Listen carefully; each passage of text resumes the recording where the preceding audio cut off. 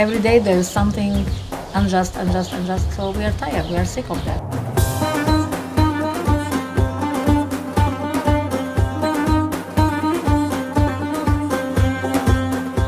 Apartheid. Apartheid del segle XXI.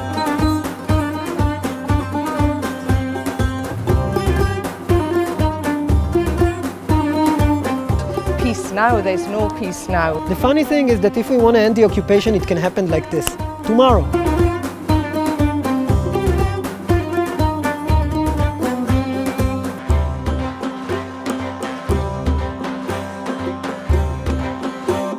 Years ago, I came here with a group from IFA to see the situation in Jerusalem and in the West Bank. And here we are again visiting the same places, more or less. So what's changed in that 3 years? Els diputats d'aquest grup estem des de fa molt temps interessats en les relacions entre Israel i Palestina i en la solució pacífica i positiva del conflicte que en aquests moments hi ha. Ara és veritat que a mi la visita que vam fer a Hebron em va impressionar especialment.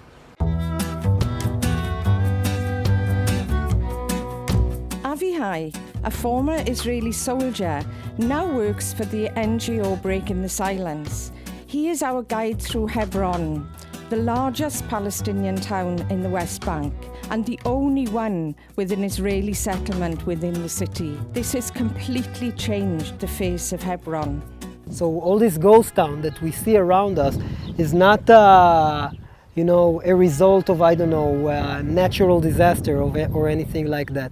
It's a result of a military, of a government policy to basically separate the Israelis from the Palestinians. Hebron city is separated between H1 and H2. H1 it's been under Palestinian Authority control, and H2 under Israeli occupied control. But actually, in the fact, all Hebron is still under Israeli occupied control. How? It's mean like the Israeli government or Israeli soldier, they can move in anywhere and anytime. But the Palestinian police, they cannot go to the pass to the H2. Now we are in the very important street. It's named Ashuhada Street. This street is closed since 1994. It's forbidden for the Palestinian people to walk in freedom in this street. The year 2000 and on, and until today, what we can see here in the map became the reality. And you can see that there are 3 colors of streets on the maps. This means the level of limitation that is imposed on Palestinians. If it's a purple street, it means they're not allowed to drive here. Orange streets means that Palestinians are not allowed to open their businesses there. Here. So for example, the zebra streets, like the one that we're standing on now, mean that Palestinians are not allowed to drive here, but also not allowed to open any business. And that's why all those doors that you see around us are closed. But here, pedestrians can still walk. Where it becomes red, it means that Palestinians are not allowed to walk anymore. So that's just in order to understand separating Israelis from Palestinians and how the limitation of movement became maybe the central part of how the military manages life in Hebron. Here in Hebron there is around 500 to 600 settlers. They are still living inside the city. They need more than 2,000 soldiers to protect them. The people they are living in this side, every day they're making a problem for the people they're walking in the street or doing anything. Every day you can hear in the news they have a problem in this street actually. It can be quiet for like a month, and then people throw how do you call it? Molotovs. Yeah. Really? Yeah. So you can never know.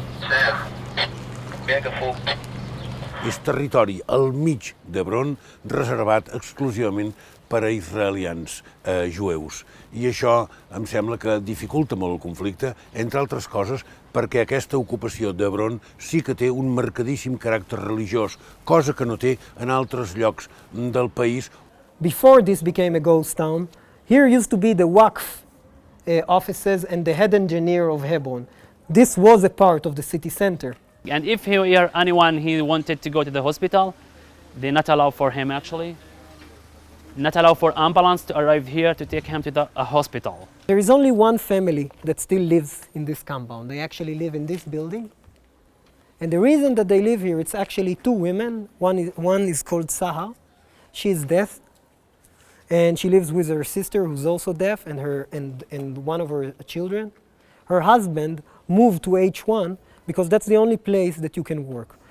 Now, settlers who want to get rid of Sahar and her family are constantly coming here, cutting the gas lines of the house, attacking Sahar or her child, dumping all their garbage here. So we're talking about already 15 years that we know of that this woman suffers the consequences of being the only Palestinian left in the neighborhood. In the middle of this Palestinian cemetery that you see here goes the line that marks where H2 ends and H1 starts. You see the pillbox, this gray building on top of the mountain? Yeah. That's deep inside H1. That's supposed to be a Palestinian-controlled area. But that's an Israeli army post. That is just a constant reminder to anybody who lives here in Hebron who controls the city.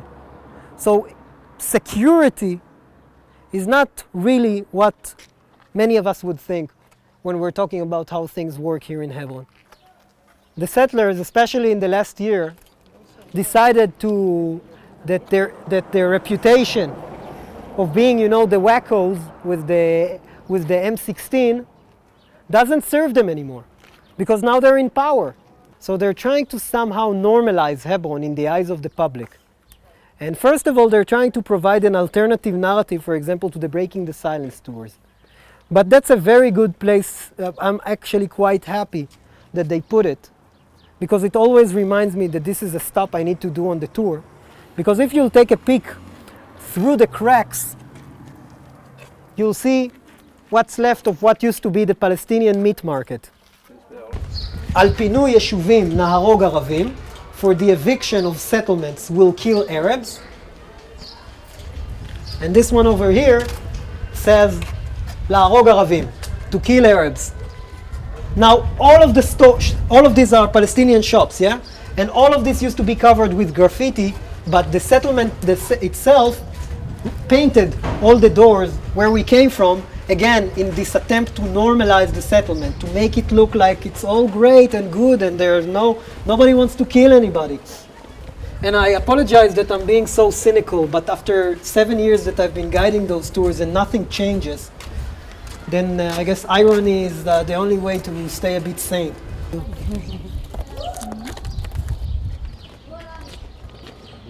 Justament a Hebron vam conèixer una senyora palestina que des de dintre de casa seva, per la finestra, vaja, per la porta, per la reixa de la porta de casa seva, ens cridava, ens enronava, parlava en anglès molt bé i ens explicava el seu cas, oi? I li vam preguntar què feia en el seu dia a dia.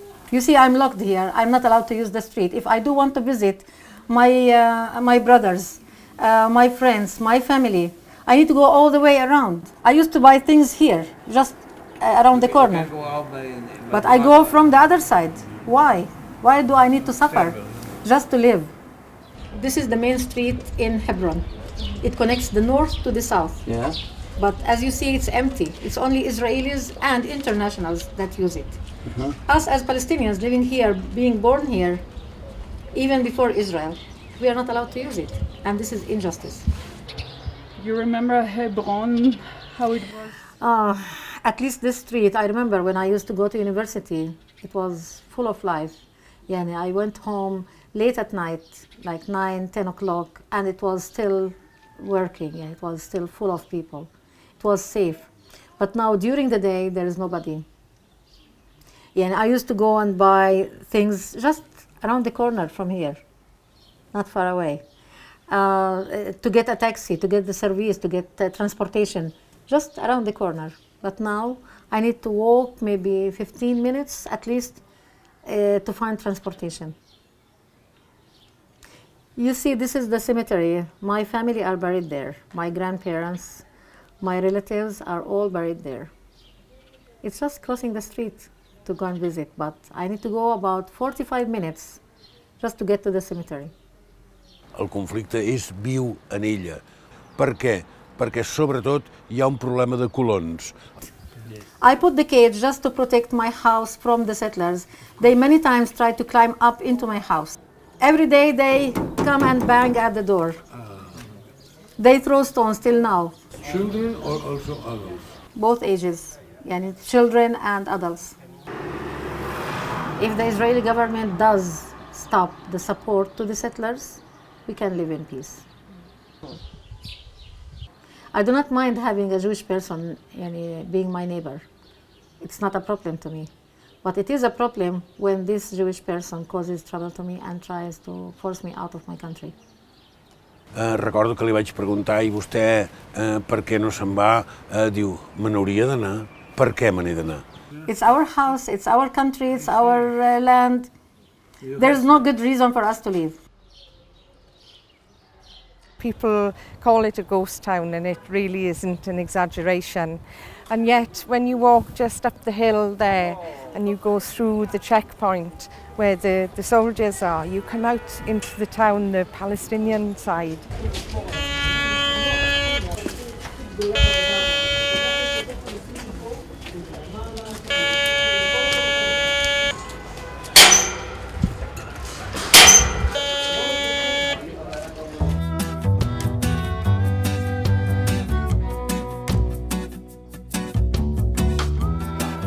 And what hits you straight away is the noise, the bustle. There are stalls, there are fruit stalls, there are children, there are people everywhere. It's a normal town centre. We are not in the Palestinian part of Hebron. We have crossed the checkpoint, which is not allowed for the Israel people, and we have arrived to this living and chaotic city in a very, very huge contrast with the other part we have just visited. That part used to be so living and so crooked as this one. But the Israeli government decided to close, not to allow to the Palestinian people to work there. And because of that, all the shops are closed, and because of that, this is a ghost city. This is one of the consequences of this apartheid political that the Israel government is now doing. And it shows that the Palestinians have been robbed of what was their normal life in this part of this beautiful old city. And now they've lost half of it. They don't have it. Decisions are not made by them. Decisions are made by the country that occupies Palestine.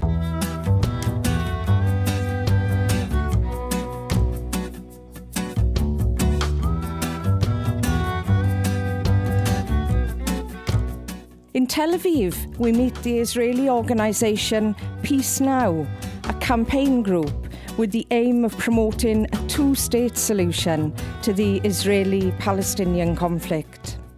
The beginning of the 90s, we identified settlements as the largest obstacle for a two-state solution, therefore largest obstacle for peace. We have a department called Settlement Watch. Settlement Watch monitors every development in the settlements and exposes it to the public. Developments in the settlements are highly non-transparent. About a third of the settler population is highly ideological.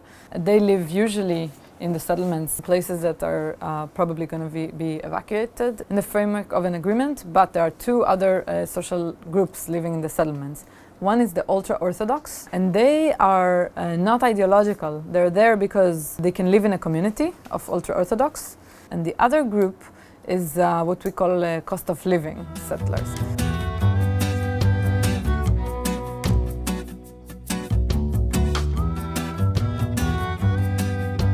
As you can see, coming up on our left, this is a self-contained community of 16,000 people. It is well-resourced, it is well-maintained, it's clearly clean and neat. And you can see that this is one of the neighborhoods that it's seamlessly integrated into its surroundings. This is one of the reasons why Israelis find it difficult to conceive of this as a settlement. But again, under international law it is. If you look out the left, do you see these three buildings to your left? Okay. This is the first example of what I refer to as private settlement building in the heart of a Palestinian neighborhood. This is what a typical Palestinian neighborhood in East Jerusalem looks like because there's no city plan in place. And clearly you can see it's diffuse, it's not well organized. Israeli settlement building in and around Jerusalem threatens to cut off East Jerusalem from the rest of the West Bank. What we're looking at here is not a simple example of road construction, but what will be a 6-lane highway running through the heart of residential Beit Safafa. The true meaning of this road is geopolitical. So the idea really is to create one continuous flow of highway connecting the major settlement blocks of Gush Etzion in the south and Givat Ze'ev in the north, easing access for the settlers in and out of the city, a highway which clearly will not be a public benefit to the residents. Road construction is definitely, it's sort of the quiet settlement building, because nobody equates this with an apartment unit, but it's a use of infrastructure to help consolidate the vision of a greater Jerusalem.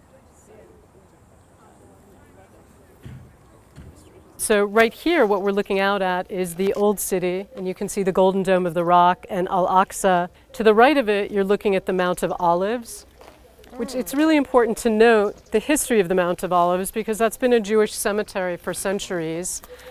So it's important for people to recognize that Jews did not first come here after the Holocaust, but Jews have a historic presence here in Israel, and a reminder that this is a conflict not about religion, but about land and about ownership of the land and history of the land and claiming archaeology as proof of history to the land, which is what Silwan is about.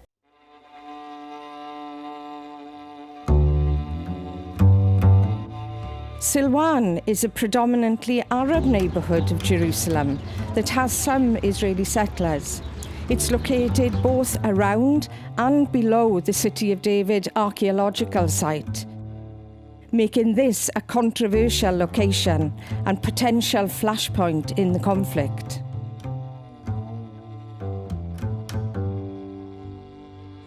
Yes, but in the battle in the media, for the public opinion, it's very easy to say that you are improving the city, a more sustainable city, a greener city. You are taking care of historical heritage, and to avoid the crucial problem that you are occupying this territory. We visit E1, a barren 12 square kilometres of the West Bank, earmarked for settlement expansion. I hem vist com l'estat israelià utilitza mètodes subtils però molt contundents per expulsar els palestins de les seues terres de la zona que va ocupar després de la proclamació de l'estat d'Israel. Utilitza la planificació urbanística, planifica com a zones verdes o com a zones d'interès arqueològic, espais que estan tradicionalment ocupats pels palestins per a fer-los fora i per a poder impedir aquesta solució de l'estat palestí. Estem ara en una escola que ha estat pagada amb fons de la Unió Europea per als beduïns, per a les poblacions que històricament ocupaven aquests territoris.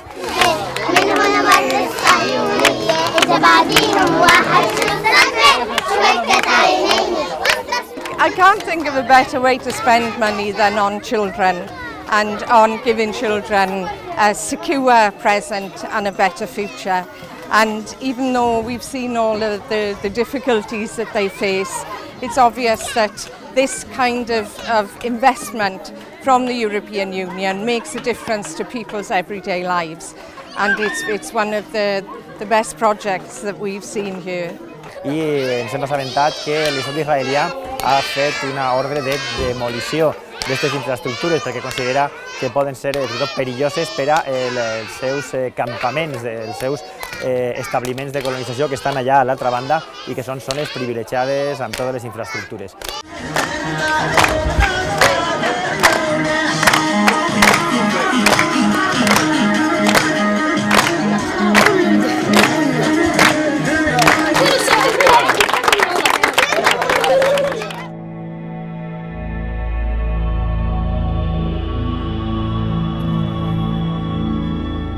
These These lands have been home to the Bedouin for centuries.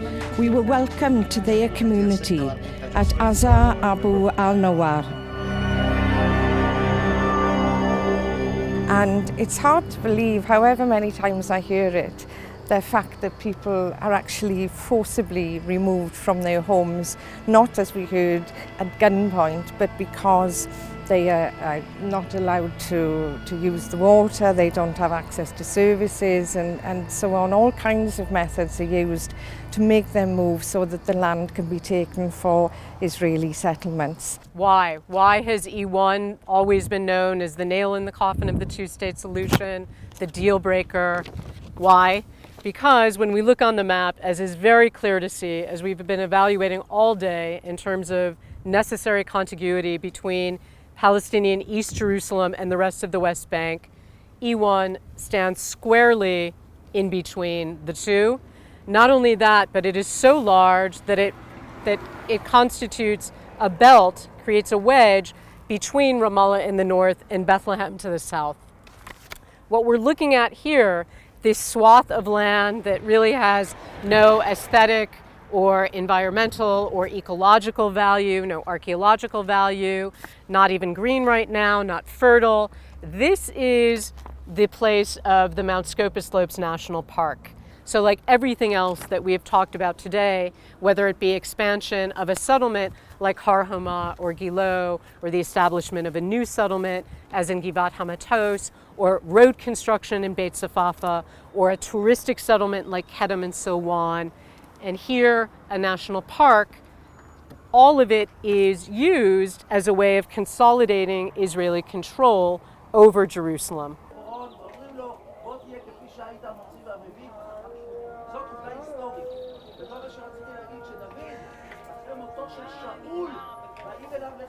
Against the sound of the call to prayer now in Jerusalem, we are looking out at the wall, what they call the separation barrier, which was built, they say, to protect people, but actually what it's done is separate communities.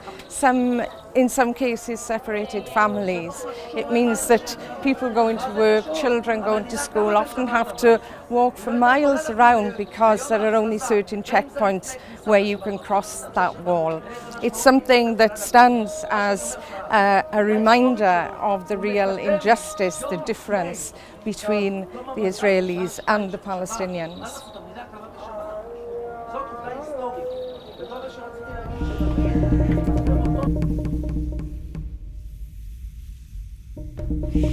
The wall is the biggest Israeli construction project since 1967 until now. It cost $3.3 billion. This is 3 times longer than Berlin and twice high. The wall here is 9 meters high in this area, as many places around the world. El sentiment d'impotència s'acumula i avui arribem al punt màxim amb aquesta evidència clamorosa del que vol dir apartheid del segle XXI. Estem en Bir Navala, una població que fins fa poc albergava 4.500 persones i que ara és un poble fantasma, absolutament deshabitat. Per què? Per la construcció d'aquest mur que, sota l'excusa de la seguretat, Israel està construint en molta part de les zones ocupades d'allò que és territori palestí reconegut internacionalment, precisament per a aïllar les comunitats palestines i per a poder ampliar el seu espai de construcció, d'ubicació dels assentaments. Ningú va forçar a la gent de Bir Navala a anar-se'n, senzillament van col·locar un mur que els impedia comunicar-se amb Jerusalem. De fet, en 10 minuts seríem a Jerusalem, però aquí tenim un mur de 9 metres d'alçada que fa que aquests pobles hagin quedat absolutament tancats i, per tant, que la gent quedi pràcticament expulsada, perquè per anar a Jerusalem, que serien 10 minuts, ara han de fer 2 hores de camí. Nobody tell the people here to move. Nobody forced them to move. But you create a positive conditions to convince them to leave. Positive conditions. So the people just started to move by themselves. So Israel is not responsible over another catastrophe of refugees. This used to be car exhibition. This is for the ceramic. This used to be a hall for the weddings.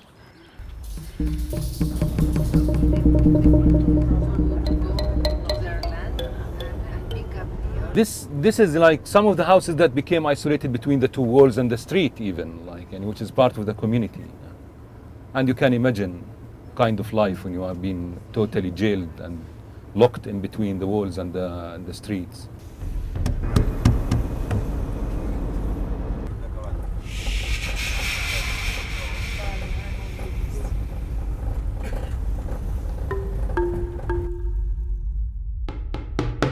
In order to make this functional, they create this apartheid road system. We are here driving in the middle of the settlement, but underground. 48 bridges and tunnels that separate these roads from the alternative roads that they create to the Palestinians.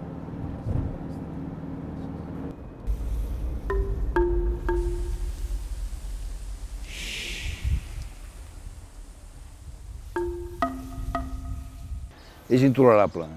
És quelcom que Europa, que la Unió Europea, que el Parlament Europeu no pot de cap manera admetre ni seguir silenciant o fent veure que no existeix. Existeix, és horrible i té uns efectes dramàtics, definitius i continus sobre la població palestina.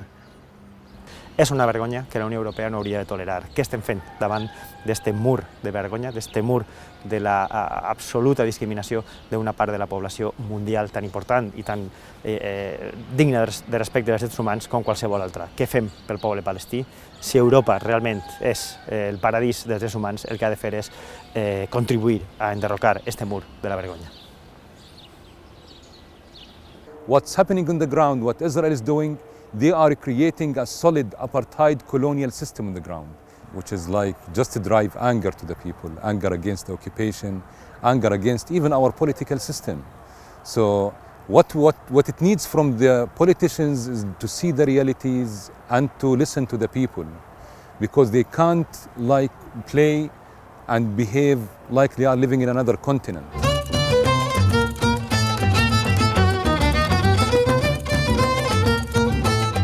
Whilst we see all the problems, we also see very inspirational projects and meet inspirational people. And one of them was a theatre in Jaffa that was set up to bring together Israelis and Palestinians and other Arabs to work together on cultural projects, on productions. They were using theatre to actually address the issues of conflict solution and how to live together in peace without actually talking about the conflict. They were doing that through art. Theatre is all about conflict, and conflict that is not being necessarily resolved. And when you put two populations, as Israelis and Palestinians, together on stage working on conflicts, it's also a way to resolve the conflict without resolving it while keeping it complex. Politics has the tendency on the other way to say black and white, they are bad, they are good. Both, by the way, Palestinian and Israeli politics has the tendency to do that. In the theater we don't do that. There's no bad, good, black, white. We keep it open, we ask questions.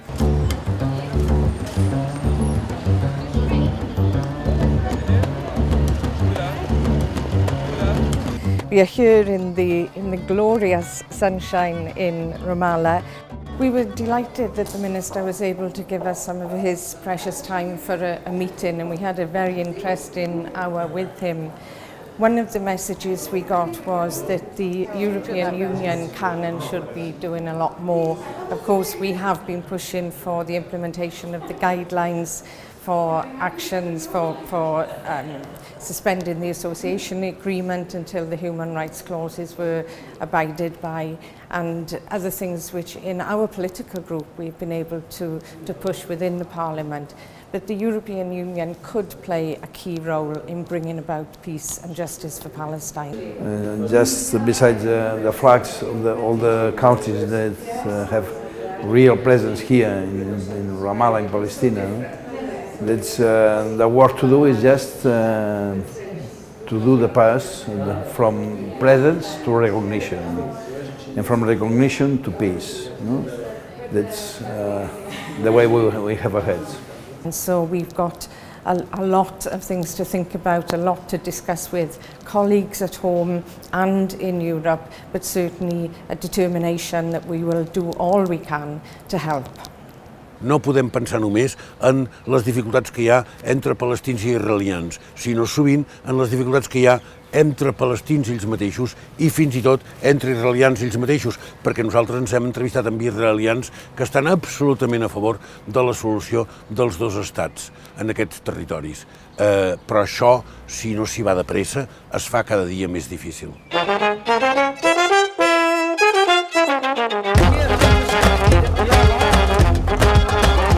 Europe has to more seriously tackle the issue of recognition of Palestine and more seriously work on a new UN Security Council resolution. It's about justice, it's about ending the occupation. And I believe that once Israelis would wake up from the illusion that they live in and understand what we're really doing and what it's really about, they will rise up and put an end to it. There's a consistent 60% plus of the Israeli population that is supportive of the two-state solution. This is important to remember because with the right leadership, this majority can be mobilized. What kind of future is this? The politicians, do they see that?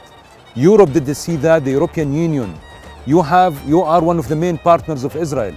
It means if you keep silent, you are partner with the crime that they are doing here in the West Bank. They wish to be the last ones to see the occupation. In other words, that they want their generation to end the occupation so that their children and grandchildren don't grow up with that. They grow up with two states living equally side by side.